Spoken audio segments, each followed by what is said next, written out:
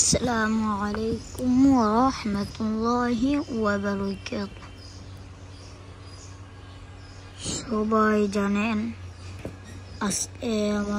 কালকে আমার আব্বু বাংলাদেশ থেকে বিদায় নেবেন।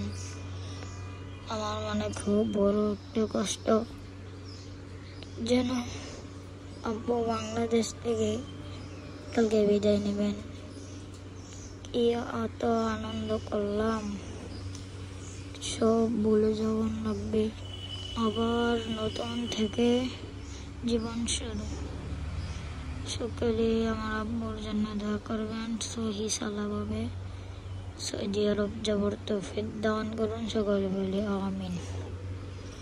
আপনারা তো জানেনই আমার আব্বুর কি কষ্ট, মানে খুব বড় আশা ছিল থাকবে বাড়িতে, আর যাবে না, তারপরও যাওয়ার লাগছে।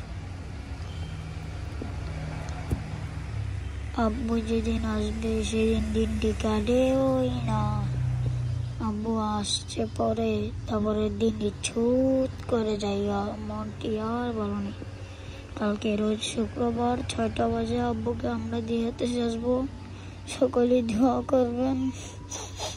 হ্যাঁ, সকলে দোয়া করবেন।